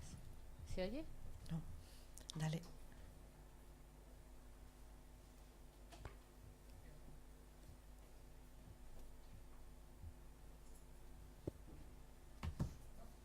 Estaba encendido, pero no se oye, ¿no? ¿Sí? ¿Sí? Ahora sí. Vale. Bueno, buenas tardes. Quería hacer una pregunta a Nuria. Sí, perdón. Me ha interesado especialmente uno de los puntos que has tocado durante la exploración, asegurarnos de que la palabra no va a salir de ahí. Bueno, trabajo en los juzgados de familia y quería preguntarte, cuando el juez nos pide una valoración de todo el grupo familiar, ¿cómo en el momento de plasmar en el informe lo que tú has visto de ese niño o de esa niña, cómo evitar comprometer lo que el niño ha dicho, pero al mismo tiempo que al juez le sea útil lo que tú estás diciendo, porque no puedes, digamos, sobre todo a determinadas edades, eludir algunos aspectos de lo que el niño te está transmitiendo. O sea, cómo dar respuesta al juez y al mismo tiempo preservar lo que el niño ha dicho, o cambiar, hacer un resumen tan grande de lo que el niño ha dicho o una abstracción de lo que el niño ha dicho que sea menos comprometida que lo concreto. Pues ¿cómo? Teniendo presente siempre que estamos trabajando para el bienestar del menor. Eso es lo que tenemos que tener presente, ¿vale? Y muchas veces en el informe no lo tenemos por poner por escrito. Si quieren preguntarlo, que nos lo pregunten en sala. Pero no en el informe, porque eso se va a quedar ahí para siempre. Entonces, si quieren, que nos lo pregunten en sala, si tienen alguna otra duda. Y entonces tú en sala vas a tener que responder siempre con la idea de que lo importante es el bienestar del menor.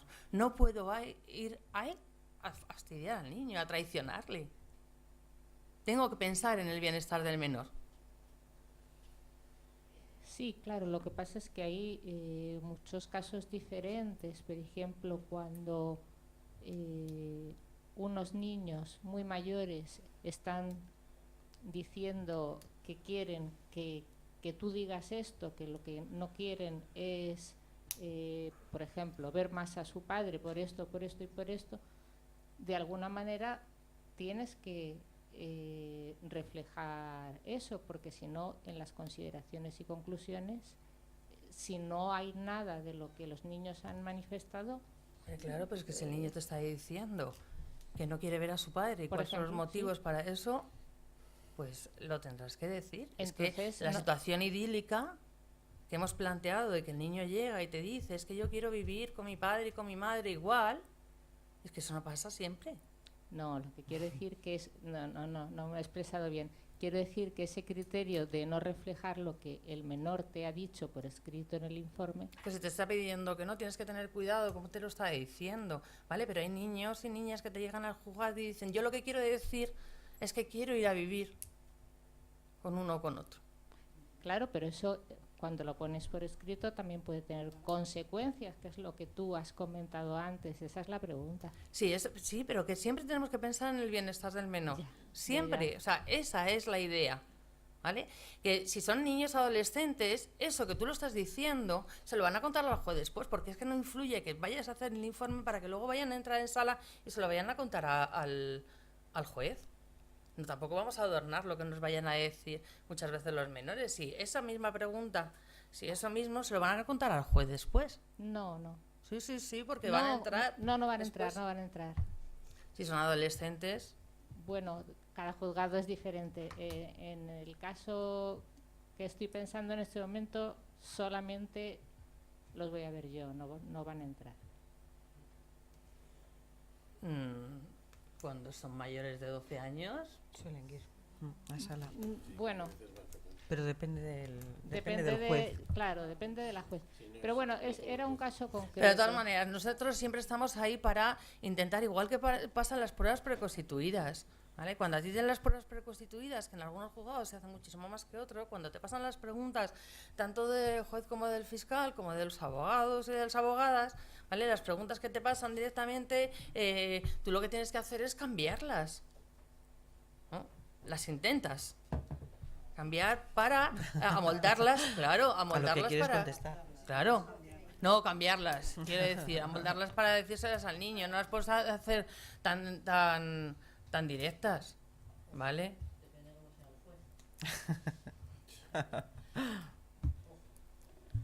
De todas maneras, yo creo que... Yo también, pero desde luego yo hay preguntas que no voy a hacer.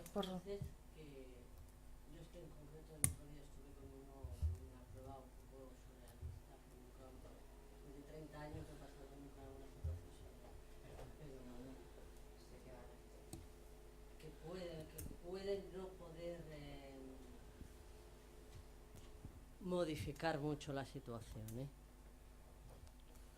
Bueno, yo creo que también, quiero decir, también estamos para decir qué es lo que podemos y tenemos que hacer. Es que no solamente tenemos que hacer todo lo que nos diga el juez. No, ni todo pero lo que... quiero decir que un perito, lo ideal es eso, pero que hay jueces de todos los tipos. Sí, claro. Yo trabajo con unos 50 jueces diferentes, entonces imagínate todo lo que tengo. Y los hay de todos los tipos. Entonces hay algunos que efectivamente es muy difícil hacer lo que tú estás planteando. Pocos, pero los hay. Pero ¿entiendes? perdonadme, la diferencia está en que efectivamente ella está hablando de trabajar con un juez Con en un concreto, juez. con el que, claro, ya sí que de alguna manera se ha establecido una forma de trabajo, Claro. mientras que tú estás hablando de la clínica en la que trabajas con 50 y te toca cada uno de... Entonces ahí es donde está la diversidad, que te vas a encontrar alguno que no va a admitir Efectivamente, cambios. entonces hay veces intentas cambiar, pero hay veces que no puedes. Yo en concreto el otro día estuve con un juez que, salvo que yo me marche de allí, porque él estaba en otra sala, me lo hacía por teléfono, a lo mejor me llega a procesar, tal y como... No, lo estoy diciendo en Claro que serio, los hay. lo estoy diciendo en serio. Porque yo hablé con la fiscal y puedo, ella sabe, tú a tu manera y tal, con el juez, no. Esto lo hace así. Concha, yo recuerdo todavía el mandamiento de prisión que me mandó uno, que ya era el colmo, por no acatar la orden concreta de la libertad condicional. O sea que los hay de todo pelo. Me refiero que Claro. efectivamente tú tienes Pero- 50, entonces claro, entre 50 entonces te llega es- alguno. Sí. Yo creo que lo que ha planteado la compañera no es tampoco baladí. Yo la entiendo precisamente en eso que estábamos hablando al principio, de esa doble función que tienen los psicólogos en los juzgados de familia, ¿vale?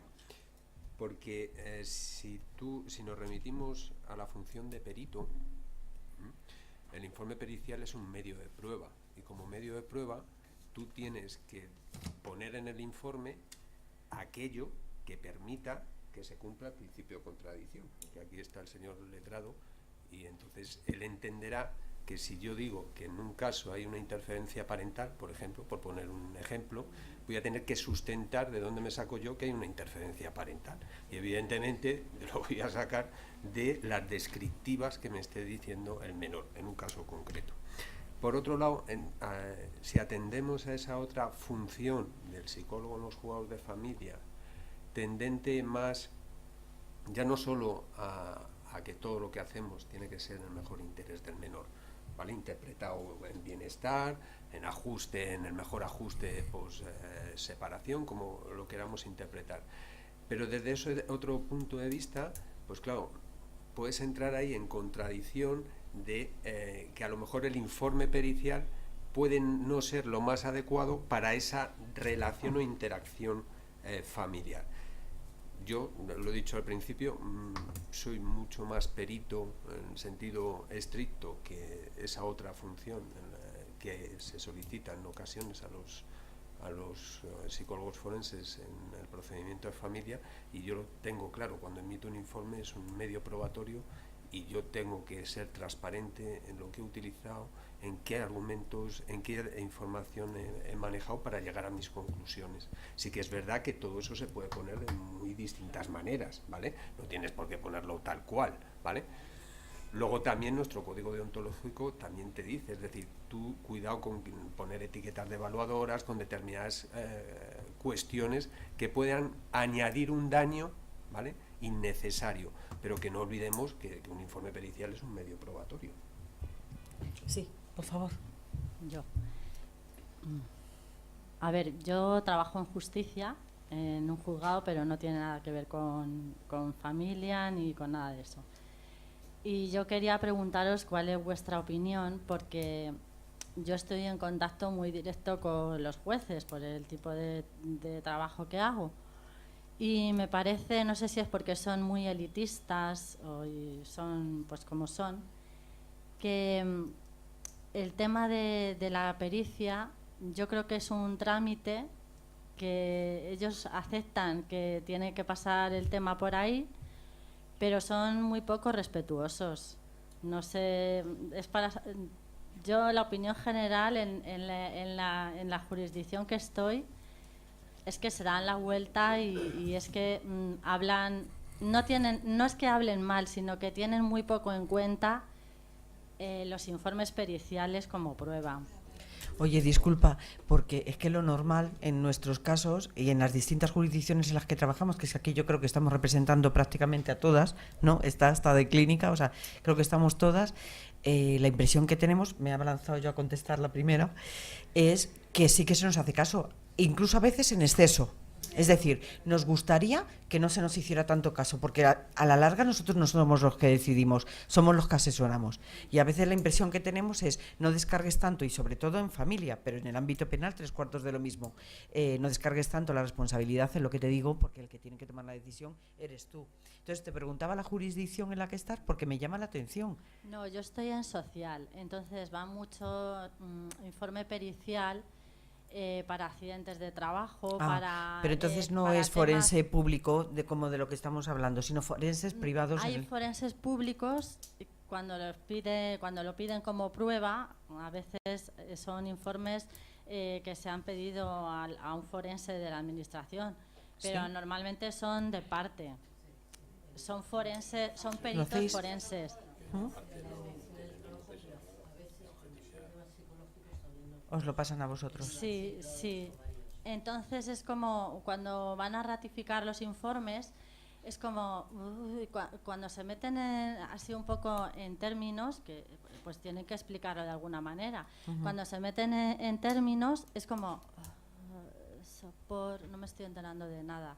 Y si son de parte, pues es que directamente es que son para accidentes de trabajo, para secuelas psicológicas de accidentes de trabajo, pues para conceder incapacidades. Es como, yo voy a hacer caso de lo que me diga la letrada de la Seguridad Social, que es la que se acoge a la ley, es la señora que sabe todo de la ley de la Seguridad Social, y el informe pericial, pues bueno, pues lo escucho, pero es como que, por lo menos en social, es como... Por eso digo que no sé lo que pasa en familia, no sé la idea que tenéis o la opinión. Vamos, yo no sé si pensáis lo mismo que yo. En familia todo lo contrario. De hecho, por eso estamos en el punto de mira de asociaciones, de un tipo, de otro, incluso de los propios letrados que... Por eso quería saberlo más que nada. Eso sí, si me permites, quiero decir, en un 90, bueno, es un porcentaje que estoy hablando, pero demostrativo, 9 de cada 10 informes, sabes que el magistrado lo va a seguir a pie juntillas, porque es un informe, porque tienen confianza en el equipo, porque lo conocen y porque además luego me consta que hablan después y explican con detenimiento cosas, lo que hablábamos antes, que no se explican en el informe por no perjudicar, pero que se dicen por detrás.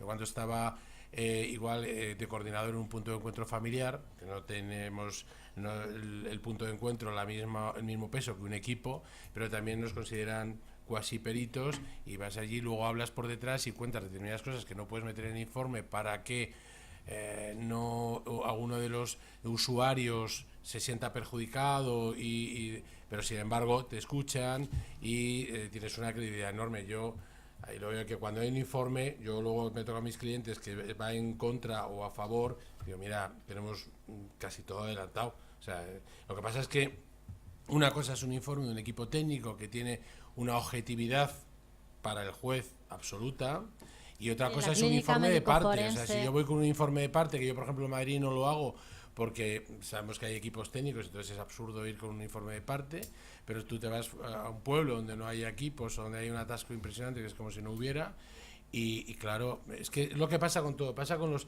digo como abogados, con los detectives, con que hay mucha gente que hace unos informes por dinero, y al final ponen lo que tú quieres que pongan, y eso lo saben los jueces, y eso perjudican al que es un buen profesional y trabaja con objetividad, que al final dices, bueno, ¿y esto qué dirá? ¿Estará realmente parcial? Y no digo nada cuando es un perito, que los he visto de contrarios, que dices, esta acaba de aterrizar y está haciendo un informe que dices, madre mía. No, yo he visto informes de todas clases, y de la clínica médico-forense, pues que se manda un oficio a la clínica médico-forense y hacen un informe.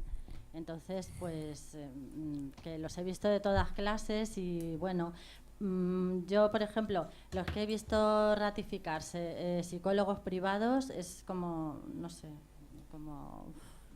Yo creo que los informes cada vez tienen más peso en los juzgados, y creo que además es lo que decía Rocío, ¿no? Muchas veces más de la cuenta cuando te encuentras sentencias que dices, ahí va, que han copiado parte del informe, ¿no? Por un lado, los informes de los equipos por la credibilidad que pueden tener, pero también hay que tener en cuenta, y tampoco podemos desprestigiar los peritos de parte, porque además tenemos muchos aquí, muchos alumnos y muchas alumnas que también son peritos de parte, y los informes de parte creo que también tienen mucha importancia cómo estén hechos y la calidad del informe. ¿Vale? Entonces, eso también es muy importante. El problema es que pero por lo general se tiene mucho en cuenta los informes. Que luego haya jueces o juezas que no, pues tenemos de todo. Que queda mucho por avanzar, o sea, mucho. El problema es, yo entiendo, por lo que he visto, yo llevo 28 años como abogado de familia y la inmensa mayoría de los informes de parte son buenos, son gente que tal. Lo que pasa es que un mal informe perjudica a muchos. O sea, al final alguien que, pues a lo mejor no estoy hablando que lo hace con su mejor intención, por falta de experiencia, intenta y pierde esa objetividad. Entonces, bueno, pues daña mucho al resto de tal, y ya la gente, los magistrados tienen poca credibilidad con el tema. Sí. Hola, buenas tardes. Hay peticiones tuyas, ¿verdad? Sí. La suya, ¿alguna más? Pues 3 y ya cerramos. Vamos a ver, yo pertenezco al turno de oficio. Yo soy perito psicólogo forense de turno de oficio de familia. Y yo lo que les pediría es protección, porque cuando hacemos un informe evaluamos a toda la familia y siempre buscamos el beneficio superior del menor. Pero en los juicios, después de ratificarnos, una de las partes que no les ha gustado nada nuestro resultado, van a degüello y nos denuncian. Entonces yo, de verdad, sinceramente, les pido protección porque es que estamos vendidos.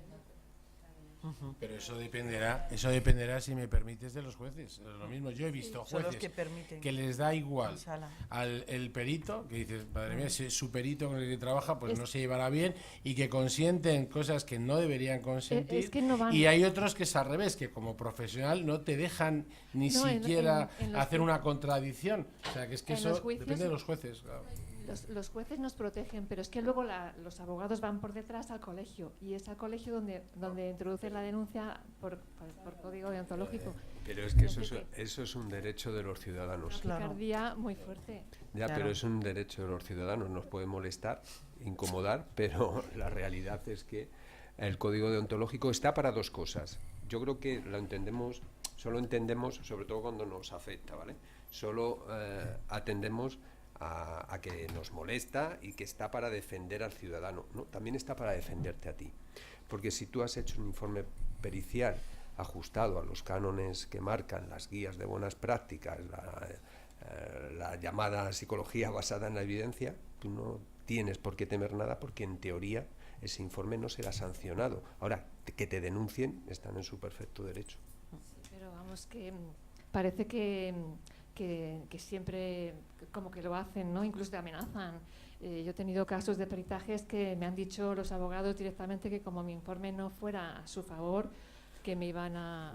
Sí, yo he trabajado mucho en la Comunidad Valenciana, sobre todo he trabajado mucho en Alicante, en Valencia, en Castellón, y ahí, bueno, es terrible, sí, son como las galeras, ¿no? Aquello, es increíble. Gracias.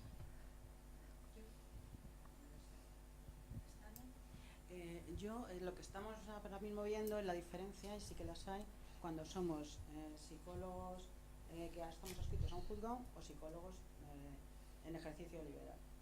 Yo he tenido la fortuna de estar en los dos, ejercer en las dos vertientes. Es verdad que los psicólogos, cuando se nos ha pedido un informe de parte, pues el juez de entrada tiende en esa creencia, y es general, de que si a ti te han pagado, a ti quien te ha pagado, el informe va a venir condicionado. Es muy diferente, salvo que el perito tenga mala relación con el juez que esté adscrito. En ese sentido, la gente que estáis en juzgados, pues es más fácil, si hay una buena relación con el juez, por lógica, ¿no? Pero siempre, mi experiencia por lo menos es que si tú haces un buen informe y lo defiendes, porque claro, lo que firmas lo tienes que defender en una ratificación, el juez se olvida completamente de quién tiene, sabe si ha sido de parte o de quién es. Va a depender del informe y cómo tú ratifiques ese informe. Y después, por ejemplo, ahora mismo, que está llegando mucho, por ejemplo, en contencioso, en tal, ahora mismo está llegando, hay muchas designaciones, porque no hay profesionales, y son designaciones. Y ahí sí que los peritos de parte, sería privados, que nos paga una de las partes, sí que gozamos prácticamente del mismo nivel que uno adscrito a un juzgado. ¿Por qué? Porque ha sido una designación que hacen en los propios juzgados y entonces de entrada, aunque nos pague la parte, dicen, bueno, pero este no tiene ningún tipo de afinidad con ninguna de las partes porque lo hemos designado al juzgado. Pero eso es algo que tenemos que seguir luchando. La gente, es más duro el trabajo cuando vas privado, por muchas razones, pero haciendo buenos informes y sobre todo en una ratificación yo lo que creo que es importantísimo y que si no hemos explorado algo o se nos está intentando tergiversar, que eso nos pasa trabajando de parte y cuando estamos adscritos a un juzgado, pues saber manejar esa situación, ¿no? Y que sí que vamos a tener que seguir luchando por ahí. Desde luego. Esto hablas también de dentro de familia. ¿Cómo Yo he estado en violencia, estuvimos en el juzgado de... Es decir, que es que yo entiendo que si lo que yo veo, yo hablo con toda la modestia porque yo no estoy en ese sitio, yo lo veo un poco como espectador, ¿no? Pero lo que sí veo es que los jueces lo que no valoran es un informe de parte que solamente ha evaluado a uno de los progenitores.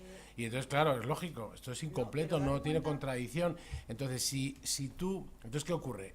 La mayoría de los profesionales se ponen en contacto con la otra parte, los que son privados, y claro, la otra parte no quiere acceder. Pero lo cierto es que un informe de un equipo adscrito ha evaluado toda la unidad familiar. Entonces, no es un informe objetivo, ¿no? Lógicamente. No, pero vamos a ver, sí que es objetivo porque si tú valoras, por ejemplo, idoneidad parental, que muchas veces lo que utilizan los abogados es en familia porque no admite, el juez no está admitiendo una pericial, lo que hace es una de las partes que tiene muy claro que es que la custodia va a ser para esa persona si se hace una evaluación psicológica, te plantean en privada que tú hagas un informe de idoneidad de uno de los progenitores. Y por supuesto, pues, ahí el juez no lo va a tener en cuenta, pero yo en todos los casos se ha conseguido que el equipo informe. Sí, bueno. Pero es que ese es el objetivo del letrado. Entonces también son útiles, quiere decir que conseguir que alguna vez haya una evaluación del equipo. Sí, pero la mayoría, también eso lo observo aquí en Madrid, de los jueces, te dicen, no, porque aquí tengo si yo quiero acordar, si yo tengo curiosidad jurídica por saber qué está pasando, ya acudiré a mi equipo, que es con quien tengo confianza. Lo que usted me aporte no me sirve. Que ni siquiera te dejan que entres a ratificar. Quiero decir que pero el hecho de que esté en informe sí que, yo por lo menos la experiencia que tengo en Madrid concretamente, es eso, ¿sabes? En los juzgados de familia. En el juzgado de familia es que sí que haciendo una idoneidad, aunque en principio no sé, los jueces sí que hacen la valoración de la familia. Pues yo no. No, si es que no lo hago. Bueno, pues hay compañeros tuyos que sí lo hacen. Sí, pero que no lo hago porque lo estaba haciendo y entonces al final no te dejan pasar al perito a ratificar y te dicen, no, yo ya veré en función del interrogatorio si acuerdo la prueba o no, etcétera, etcétera. Pero ves que el informe ni lo ha mirado, porque no. Bueno, yo lo que te digo pero bueno, que volvemos a la casuística. Ahora. Cuando quieras. Pues ya cerramos contigo. Soy Alicia, trabajo en juzgado de violencia y bueno, a mí siempre me ha preocupado muchísimo, me ha gustado mucho el cómic, la atención o la mirada que se da a los niños y bueno, creo que está más enfocado a juzgados de familia porque tanto en violencia pues no hay una situación tan ideal y lo que es difícilmente se suspende un régimen de visitas. Lo que me preocupa mucho es qué pasa a estos niños donde van a tener que mantener una relación con padres que han sido condenados, pero no se les ayuda tampoco a estos padres, porque no hay recursos, únicamente está el CAI o el CAF, para trabajar y para mejorar en cuanto a sus competencias parentales, y estos niños a veces están abocados a la exposición, tanto como a mantener al conflicto entre sus padres o a padres que presentan una importante carencia en cuanto a habilidades parentales. Y sí que lo trato de unir a la figura que habéis planteado del coordinador de parentalidad. Y sí que me gustaría, aunque quede poco tiempo, que pudierais mencionar algo respecto a eso, porque me imagino que es una figura que va a hacer un seguimiento con divorcios conflictivos o con regímenes de visita. Sí, la figura que ya hay varios proyectos piloto, hay uno en Baleares, otro dos en Cataluña, uno que es público y otro es privado. Me parece que es el Colegio de Psicólogos de Barcelona, que es privado, que es el que está funcionando mejor, curiosamente. Y en Valencia también está esa figura, más al comienzo. Y claro, es como el extensor del juez, es decir, es un señor que va a evaluar de primera mano lo que está pasando y que puede entrar en cada momento del proceso a analizar qué está pasando, no solamente en un momento puntual, como puede ser el equipo. Entonces, por supuesto que en el fondo es el ojo del juez, que puede puede ir a la vivienda, cuando surge un problema de lo que sea. Pero vamos, coincido contigo plenamente que hay una falta de recursos. Yo entiendo que las decisiones de temas de violencia son políticas, pero no son realmente. La prueba, todos sabemos que esto no está funcionando, que cada vez hay más muertes y no hay una prevención, no hay un trabajo. Precisamente lo de la obra de teatro que hacemos es la idea en Derby, en Inglaterra, porque esto se utiliza para maltratadores como terapia, es interactivo. Entonces, tienes como público a maltratadores y víctimas que no tienen relación, lógicamente, para que se puedan identificar como terapia. Y es un éxito impresionante en Inglaterra. Entonces, nosotros también estamos pensando en esa posibilidad y se lo estamos ofreciendo a Igualdad, etcétera, pero lo queremos también llevar a los colegios para adolescentes de una determinada edad, pues para que vean cómo ese marido que parece que la obra se llama Te trataré como una reina, que parece que lo da todo, realmente tiene un planteamiento absolutamente machista y posesivo, y que puedan las niñas con 14 y 15 años darse cuenta de todo esto, y los propios chicos, ¿no? Que sea educativo. Todo esto creo que habría que invertir un montón, y bueno, estamos intentando concienciar precisamente a todas. Esto lo estamos haciendo, el 2017 ha sido el de presentación de este cómic, que todavía nos queda, pues mañana es en Valencia, en Salamanca dentro de 2 semanas, y hemos ido así por todo el territorio. Y el 2018 es el de la obra de teatro que vamos a estrenar en Madrid, Barcelona, Bilbao, Valencia, otra vez en Málaga, que no lo han pedido, pero en teatros. Y para que lleven la gente de educación y todo esto y lo puedan implantar, porque en Inglaterra, después de utilizarlo para maltratadores, lo van a utilizar también en colegios, ¿no? Entonces, bueno, esto es una herramienta más dentro de miles que podemos aportar de educar a que esos niños no sean maltratadores el día de mañana, ¿no?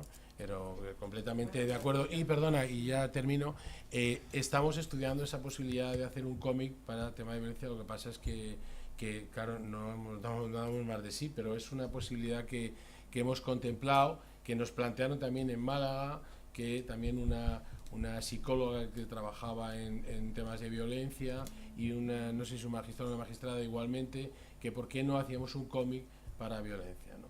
Entonces, bueno, pues no estamos ahí en esa línea también de hacerlo, porque me parece que también puede ser muy útil para quitar ansiedades y para resolver problemas de niños y niñas. El tema de la figura, Alicia, entiendo que esa figura no es para los juzgados de violencia. El de coordinador de parentalidad no es para los juzgados de violencia. No se contempla, porque es el antes de que haya una sentencia. Lo que hablas tú del seguimiento, no. Pero esa figura, Alicia, no es para los juzgados nuestros. Cuando ves que hay un post-divorcio muy conflictivo y están los niños y hay visitas, y los niños de alguna manera se pueden encontrar muy desprotegidos.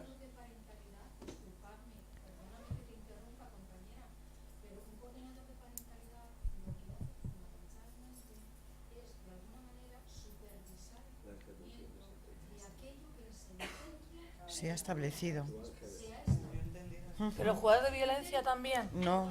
No. Violencia no, familia. Eso.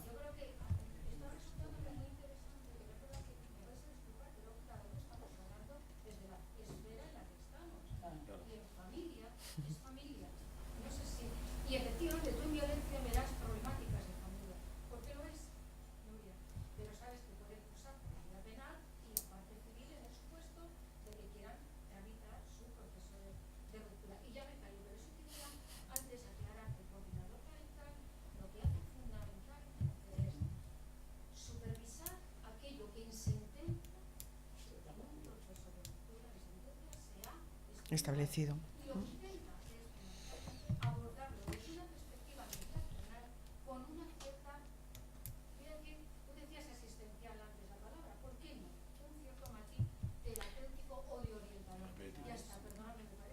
Bueno, sí. Gracias, María Luisa. Bueno, pues damos por finalizada la presentación del cómic. Gracias a todos por asistir y gracias a todos los miembros de la mesa también por acompañarnos.